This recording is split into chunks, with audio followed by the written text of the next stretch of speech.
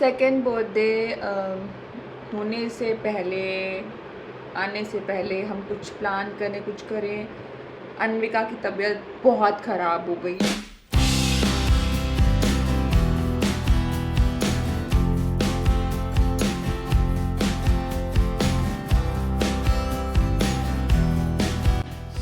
Basically हम इस बार अन्विका के एज के बच्चों को कंसीडर कर रहे हैं ज़्यादा से ज़्यादा।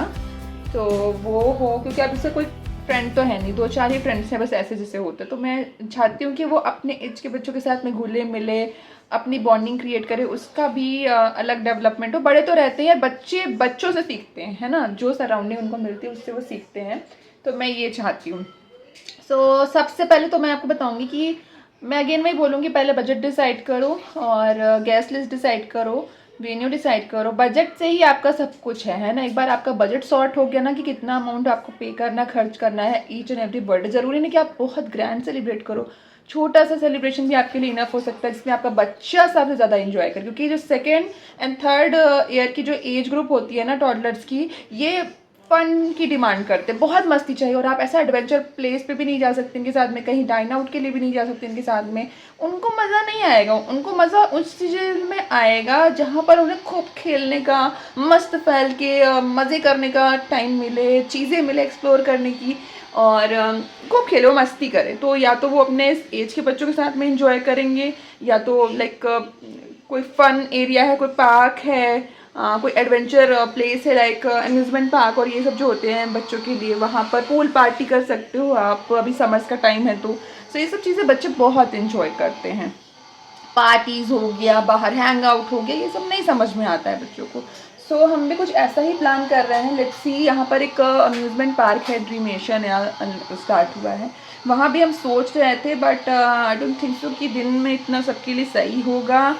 तो अभी और भी चीज़ें हैं, और भी वेन्यू हैं लिस्ट में, देखते क्या फाइनल होता है। बाय द वे, मैंने रिटर्न गिफ्ट तो ऑर्डर कर दिए हैं। मुझे लगा कि यार ये नहीं मिल पाएगा मुझे, और वो मैंने अगेन मैं आपको बता रही हूँ, गिफ्ट टू एक प्लेटफॉर्म है जहाँ से मैं रिटर्न गिफ्ट ऑर्डर करती हूँ। ये आपके बजट में आपको थीम बेस्ड या फिर यूज़फुल गिफ्ट जो होते हैं kids and toddlers and babies के लिए फ्रेंडली होते हैं, तो ये सब प्रोवाइड करते हैं। बहुत सारे अनलिमिटेड ऑप्शन है। दूसरा है रिटर्न गिफ्ट वाला .com। यहाँ पर भी आपको दोनों के भी पेज हैं और दोनों का भी जो वेबसाइट है वो भी आपको मिल जाएगा। यहाँ से भी आपको बहुत सारा जो रिटर्न गिफ्ट का आइडियाज़ ऑप्शन है वो मिल जाएगा। इवन कॉम्बोज एंड थीम्स जो भी आप रखते हो ना, बहुत सारी थीम्स हैं जिसके कस्टमाइज्ड गिफ्ट जो हैं वो आपको यहाँ पर मिल जाएगा। तो दोनों से ही मैंने ऑर्डर करी हैं चीज़ें। लेट सी कब रिसीव होती है और कैसा होता है। क्वालिटी तो अच्छी रहती ही है। रिटर्न गिफ्ट हमें रिसीव हो चुके हैं आज, एज एक्सपेक्टेड बड़ी टाइमली रिसीव हो गया। तो यहाँ पर ये पैकिंग भी फ्री रिसीव होती है आपको, अगर आप कोई भी तरीके का कितनी भी क्वांटिटी में रिटर्न गिफ्ट ऑर्डर करते हैं इससे। और इस बार तो मुझे एक पाउच भी रिसीव हुआ है, तो ये दोनों चीज़ ही मिल जाती हैं।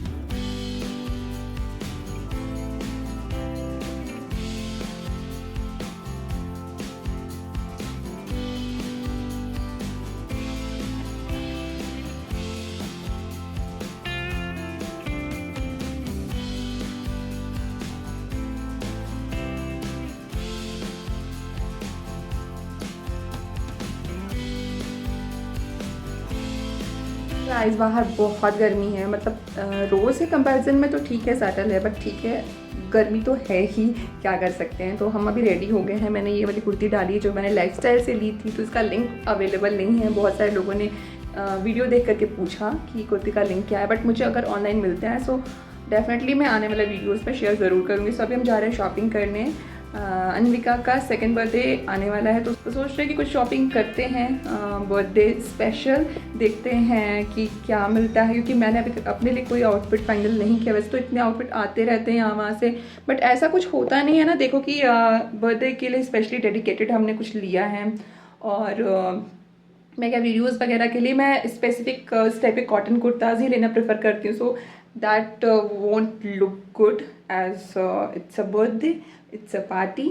सो अभी भी हमारा पार्टी का कुछ फाइनल नहीं है, कुछ शॉर्ट सा सेलिब्रेशन हमने किया है, जो कि आने वाले वीडियोस में आपको देखने को मिलता रहेगा।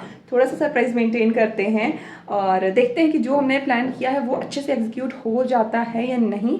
Anvika is feeling very excited, उससे सब पता चल गया है कि उसका सेकंड बर्थडे है। हैप्पी बर्थडे टू यू क्या होता है, कैसे बोलते हैं, कैसे केक कट करते हैं, कैसे कैंडल ब्लो करते हैं, सब कुछ उसे समझ में आ गया है and she feels very excited. कल भी हम एक बर्थडे पार्टी में गए थे, फर्स्ट बर्थडे था एंड उसने बहुत इन्जॉय किया और बहुत ही एडवेंचरस एक्सपीरियंस था हमारा। मैं उतना रिकॉर्ड तो कर नहीं पाई बिकॉज बहुत ज़्यादा क्राउड था, बहुत भीड़ थी, और बच्चे को संभालना as well as same time पर व्लॉग शूट करना बहुत डिफिकल्ट होता। सो आज ये वाला व्लॉग आपको पता नहीं आगे मैं कंटिन्यू करूँगी नहीं, अगर कंटिन्यू करती हूँ सो इन्जॉय, एंड आई होप आप ही तक आपने व्लॉग को इन्जॉय किया होगा।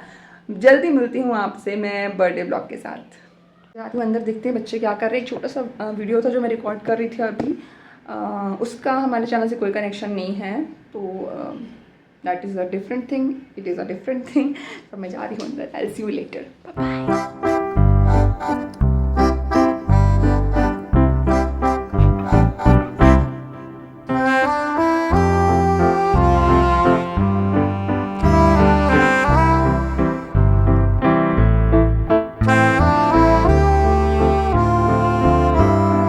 Bye bye. अभी हम जा रहे थे मॉल शॉपिंग के लिए, बट ऑन द वे हमें बहुत भूख लगी और लंच का टाइम भी था, so we just came to Anna Idli और हम यहाँ आ गए हैं। एंड मैंने ऑर्डर कर दिया उत्पम, इडली बड़ा एंड साबुदाना बड़ा, ये ऑर्डर किया है। बहुत भूख लगी और ये लोग गए हैं वॉशरूम हैंड वॉश करने में, यहाँ वेट कर रही हूँ, मैं इनके बाद जाऊँगी।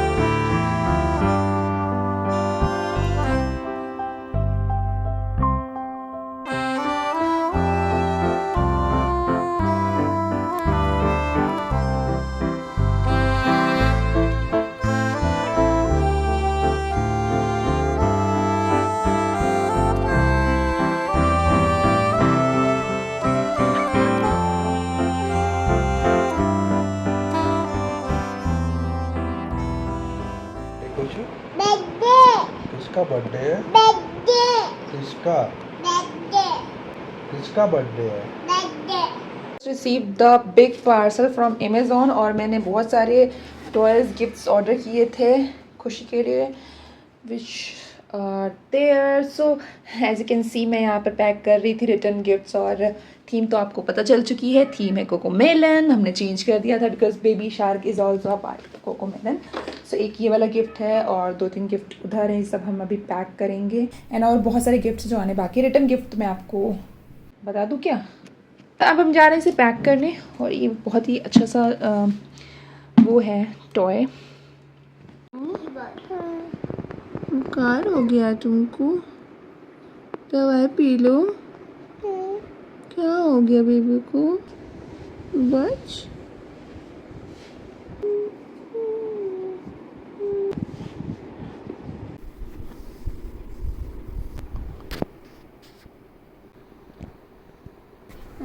ठीक हो जाएगा। मम्मी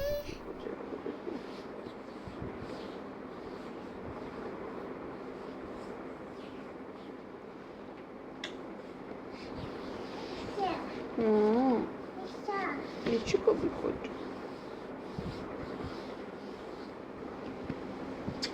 ठीक हो जाएगा।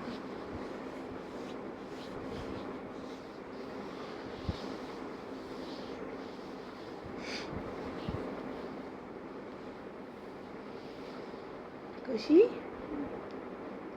it is on the bus round, round and round, round and round the bus go round and round, on to the dawn. Eh? Come on. Hey, peekaboo. Aja, aja, aja. Oh, hey, peekaboo. Peekaboo. Ah. 5 or 3 minutes to say it, then they'll say then they'll say it again. No, it just takes minute. It just takes a minute to say that name. I would say नज़र लग गई। और second birthday होने से पहले, आने से पहले हम कुछ प्लान करें, कुछ करें, अन्विका की तबीयत बहुत ख़राब हो गई। इवन 2-3 डेज से उसे स्टमक में पेन था। वो बोलती थी कि मम्मा दर्द है, दर्द है, दर्द। मुझे ऐसा लगता था थोड़ा सा गैसी हो रहा होगा, मेरी कॉलिक फील हो रहा होगा। फिर टमी मसाज देती थी, उसको अच्छा लग जाता था। फिर वो खेलने लगती थी। She is a active baby, so वो खेलने लगती थी। बट परसों के दिन क्या हुआ, आज तो शी इज़ फीलिंग ओके, ठीक लग रहा है। लेकिन परसों की रात 3 बजे की बात है और अचानक से वो उठी और बहुत चिल्ला के रोना शुरू कर दिया। बिल्कुल अनकंफर्टेबल। कई बार वो उठी थी, फिर हम उसे सुला देते थे रात को, लेकिन 3 बजे एग्जैक्ट ये है कि वो उठी और बहुत रोना शुरू किया उसने, कि उसे परेशानी होने लगी। और आधे घंटे के अंदर उसे इतना फीवर, मतलब ये सब इतना जल रहा था, मैं समझ नहीं पा रही थी कि क्या करूँ इस समय, मैं क्या करूँ। फिर मेरे पास जो मेडिसिन वगैरह थी घर में, होम्योपैथी की मेडिसिन रहती हैं, तो मुझे ऐसा लगा कि यार इसका जो टमी है वो थोड़ा सा फूला सा लग रहा है। और ये पेट दर्द बार बार ऐसा बोल रही कि दर्द है, ऐसे यहाँ पर ऐसे टमी पे दिखा के, और बोलती थी दर्द बार बार ऐसा बोल रही थी। उसे लूज मोशन हुआ, बिल्कुल एकदम स्टिकी ग्रीन कलर का मोशन आया। सो फिर मैंने उसे वो मेडिसिन दी जो कि इस मोमेंट पे दी जाती है, और आर्सेनिक नाम है उसका होम्योपैथी में। तो 30 नंबर की डोज मैंने उसे दी, पानी में मिला करके दी, बिकॉज डायरेक्टली और वो गोलियों से तो ले नहीं रही थी। सो ऐसा कुछ था। और मैं एकदम, मतलब मैं क्या करूँ। एक तो वैसे ही उसका क्या है, वेट का इतना इशू है, क्यों नहीं गेन हो रहा है। 10 मंथ से उसका वेट स्टक हो गया, इतनी खतरनाक नज़र लगी है। मैं आपको बता रही, मतलब उसका वेट ऐसा था कि इतना अच्छा वेट था। इवन डॉक्टर ने भी बोला था कि बेबी का वेट बहुत अच्छा है और आपको एक्स्ट्रा परेशान होने की ज़रूरत नहीं है कि आप वेट गेन के लिए परेशान हो। मतलब वो थोड़ा सा ओवर साइड में था उसका वेट। फिर ऐसा नज़र लगा इस वेट पे, तो 10 मंथ से वेट उसका गेन ही नहीं हुआ। गेन क्या, वहीं अटक ही गया। 8.9, 8.8, 8.7, फिर 8.9। और मैं परेशान कि मैं क्या करूं यार। एक चीज़ मैं आपको बताती हूँ कि ज़रूरी नहीं कि हर कोई आपके बारे में अच्छा सोचता है, आपके साथ है, आपके पास है। तो ऐसा नहीं कि हर कोई आपके बारे में अच्छा सोचता है, पॉजिटिव सोचता है और एक अच्छी नज़र से, एक अच्छे ख्याल से सोचता है। लोगों की नज़र बहुत ख़राब होती है, देखो किसके मन में क्या है। इवन बहुत सारे लोग तो यार जो अच्छे से आपसे बात भी कर रहे हैं ना, अच्छे से आपको बोल भी रहे हैं, आपको कह रहे हैं, आपको अप्रिशिएट कर रहे हैं, यार there is something behind their word, I am telling you. और वही चीज़ मेरे साथ हुआ, एक बार नहीं कितनी बार हुआ। सब मुझे बोलते हैं कि इतना ज़्यादा उसको एक्सपोज मत करो, जब उसे इतना प्रॉब्लम हो रही है, उसे बहुत ज़्यादा इफेक्ट कर रही है नज़र। मुझे ऐसा लगता था कि नहीं, मैं पॉजिटिव सोच रही हूँ, मैं इतना अच्छा सोच रही हूँ, मैं किसी का बुरा नहीं कर रही, तो मेरे बच्चे के साथ बुरा नहीं होगा। But it is not like that. देखो अब बच्चे बहुत प्योर होते हैं ना, और उनको बहुत जल्दी ये सब चीज़ें इफेक्ट करती हैं।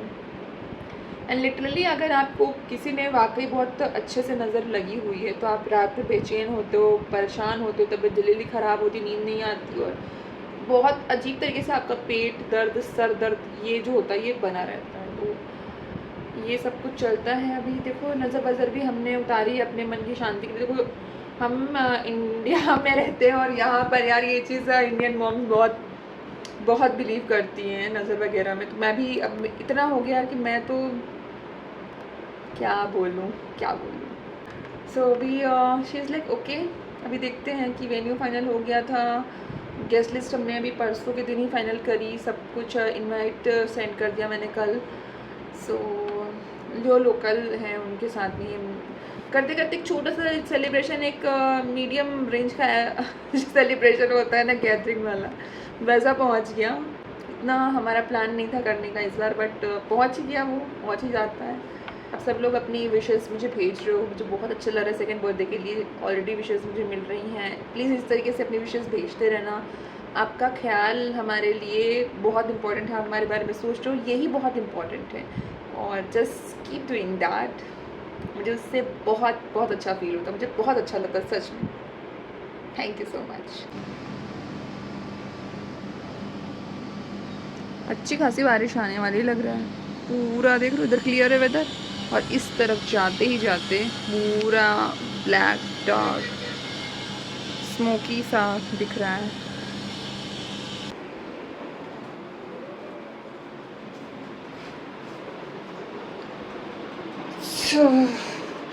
क्या टाइम हो गया है, 5:30 हो गए हैं, और 6:15 से अनिका की क्लास है अबिकस की। अब मैं चाय लेकर के आ गई हूँ मेरी, और इतनी टायर्ड हो गई हूँ मैं, मतलब ऐसा नहीं फिज़िकली टायर्डनेस तो है ही, मेंटली मैं इतनी टायर्ड हो गई हूँ। क्या हो रहा है, तो खुशी की तबीयत मैंने आपको बताया क्या हुआ। यू वोंट बिलीव अभी क्या हुआ। अराउंड 10 मिनट्स अगो, 10 मिनट हो गए हैं, और मैं बाहर डस्टिंग कर रही थी, बाहर लिविंग रूम में, डाइनिंग और ये सब पूरा अच्छे से डीप क्लीन करना था। 3 दिन से हमारे यहाँ डस्टिंग भी चल रही थी कि चलो अभी बर्थडे है तो अच्छे से साफ़ सफाई करवा रहे थे, बच्चे वगैरह भी रहेंगे, सो गेस्ट भी रहेंगे, सो ये करके हम करवा रहे थे। और अनिका, सडनली अनिका की आवाज़ आती, mamma I am stuck here, I am stuck in the washroom. And I was like, हो सकता है कि खुशी ने दरवाज़ा लॉक कर दिया, फिर भी मैं भाग करके गई कि ऐसे तो नहीं दरवाज़ा लॉक कर दिया है बाहर से। एंड मम्मा मम्मा करके वो चिल्ला रही थी कि मम्मा मैं फंस गई, मुझे निकालो, मैं नहीं निकल पा रही हूँ। मैंने कोशिश करी उसे निकालने की, लेकिन एक तो बॉडी ऐसी कि उसमें स्टक हो गई, बहुत ज़्यादा हेल्दी नहीं है, बहुत पतला नहीं है, बीच का एवरेज बॉडी है उसकी, और वो उसमें स्टक हो गया है, वो निकल भी नहीं पा रहा, कोशिश भी कर रहा नहीं। और सेम टाइम उसे ऐसा लग रहा था कि वो गिर जाएगी, अंदर फंस जाएगी, वो कभी नहीं निकल पाएगी। ये थॉट उसको अंदर आ गया, और उसको देख करके मैं भी एक सेकेंड ऐसा आता था कि पता नहीं मैं क्या करूँ। मैं गई वॉशरूम में, देखा, और तुरंत ही उसको मैंने बोला मुझे पकड़ो बेटा। पहले तो मुझे समझ नहीं आया था मैं क्या करूं, बट स्टिल उस मोमेंट क्या हुआ, एकदम अचानक मैंने अनिका को इतने टाइटली होल्ड किया, वो मुझे हग नहीं कर पा रही थी, वो इतना पैनिक हो रही थी कि वो मुझे पकड़ नहीं पाई, टाइटली होल्ड नहीं कर पा रही थी। मैंने उसको बस इतना कहा कि आप मम्मा पे ट्रस्ट रखो, मम्मा विल सेव यू डेफिनेटली, और मुझे अच्छे से पकड़ लो। और वो बस इतना कह रही थी, मम्मा मुझे बचा लो, मम्मा मुझे गिरने मत देना, मम्मा मुझे फंसने मत देना, कुछ होने मत देना, मुझे बचा लो, मुझे बचा लो।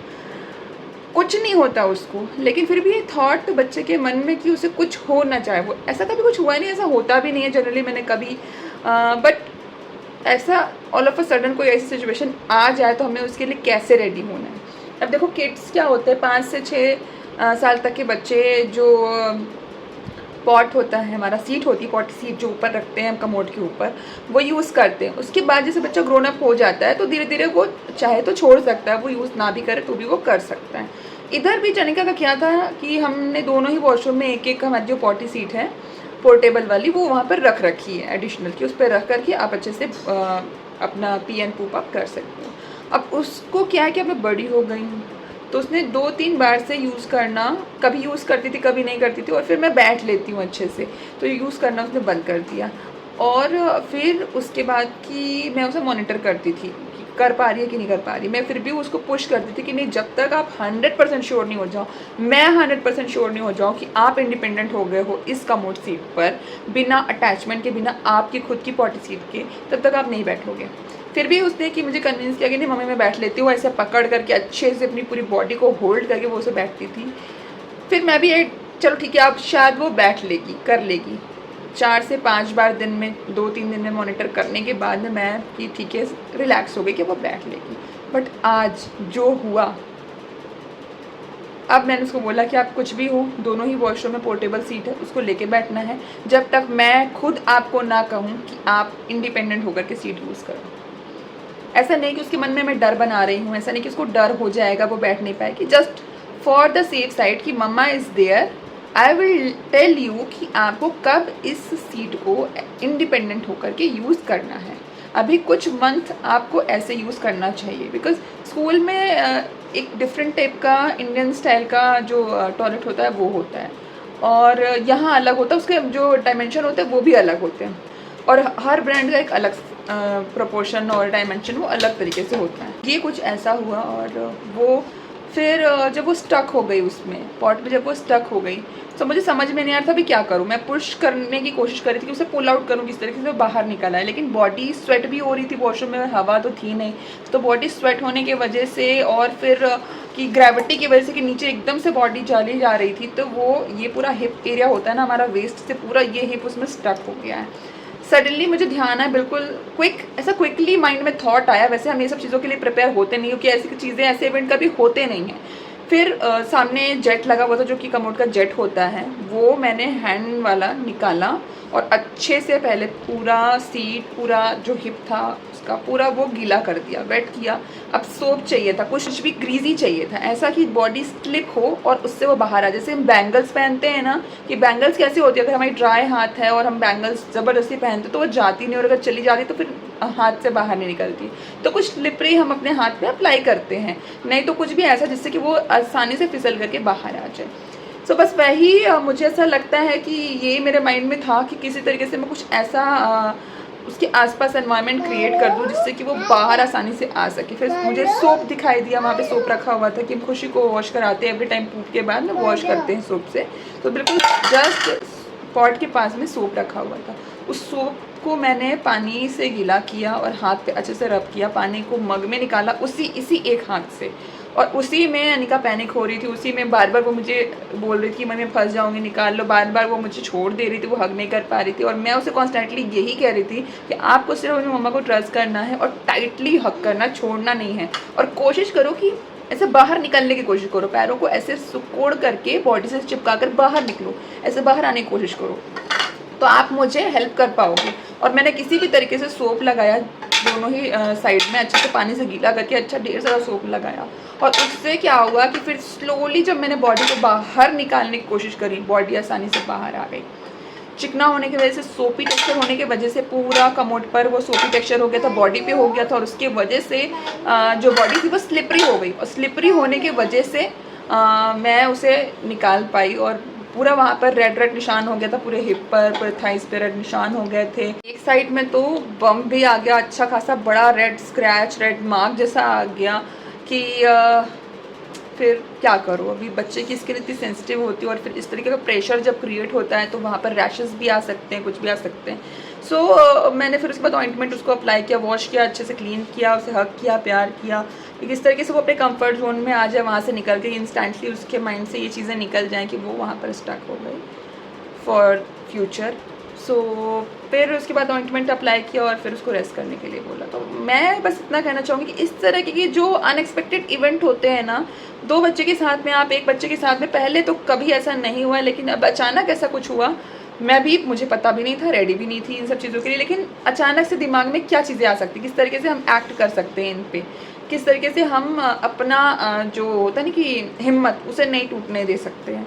एक मोमेंट ऐसा था, मुझे ऐसा लगा कि मैं इसके पापा को फ़ोन करूं या नीचे मेरी नेबर को फ़ोन करूं, किस तरीके से, बट फ़ोन मेरे पास नहीं था और मैं उसे छोड़ नहीं सकती थी उस जगह पे, क्योंकि वो एकदम पैनिक हो रही थी और सीरियसली बॉडी ग्रेविटी की वजह से पूरा अंदर जा रही थी, पॉट के अंदर जा रही थी।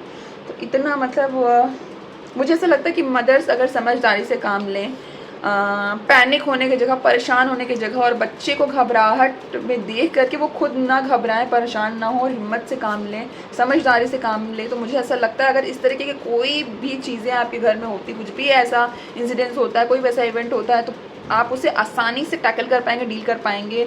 और मुझे तो बस यही सीख मिली। ऑल थैंक्स टू मम्मी का बैंगल वाली टेक्निक जो हम लोग यूज़ करते हैं, हम खुद पहनते हैं, मुझे लगता है यही टेक्निक यहाँ पर काम आई। लिटरली बॉडी बहुत बुरी तरीके से स्टक थी वहाँ पर, और ड्राइनेस के वजह से, स्वेट के वजह से अजीब सा कुछ हो गया था कि बिल्कुल अगर मैं फोर्सफुली बॉडी को बाहर निकालती, कोशिश करती निकालने की, तो उसको बहुत रैशेस आते, बहुत चोट आती, बहुत ज़्यादा हर्ट होता, और शायद इतनी आसानी से निकल भी नहीं पाती, और शायद मुझे बॉडी को एज इट इज़ छोड़ना पड़ता या किसी को हेल्प के लिए बोलना पड़ता।